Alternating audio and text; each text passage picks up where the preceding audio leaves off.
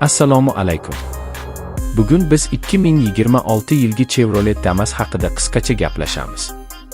Damas ko'pchilik uchun tanish va ishonchli model bo'lib, u ilk bor 1998 yillarda mikroavtobus sifatida ishlab chiqarilgan va shu kungacha ixlosmandlarni hayratda qoldirib kelmoqda. 2026 yilgi yangi avlod esa aynan shu an'anani davom ettiradi, lekin zamonaviy dizayn va texnologiyalar bilan yangilanib, shaharda va qishloqda foydalanish uchun juda qulay bo'ldi. Dizayni sodda, ammo zamonaviy. Kvadrat shaklli old panel, keng oynalar va aerodinamik chiziqlar bilan Damas shahar va yo'l harakatida juda qulay. Ichki makon esa kutilganidan kengroq bo'lib, 5-7 kishilik o'tirish joyi, oson tushadigan eshiklar va amaliy saqlash joylari bilan ajralib turadi. Shu bilan birga yangi modelda konditsioner, raqamli displey va multimedia tizimi kabi zamonaviy funksiyalar mavjud.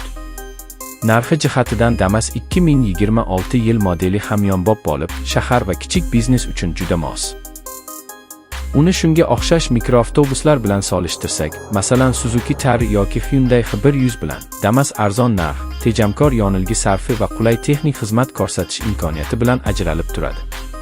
Performansi jihatidan Damas 2026 yilda ham kichik dvigatel variantlari bilan keladi. U shahar ichidagi haydash uchun yetarli quvvat beradi va yonilg'i tejamkorligi bilan ajralib turadi. Qattiq yo'llarda ham barqarorlikni saqlaydi. Bu esa uni nafaqat oilaviy transport, balki kichik biznes uchun ham qulay qiladi. Eng muhim unikallik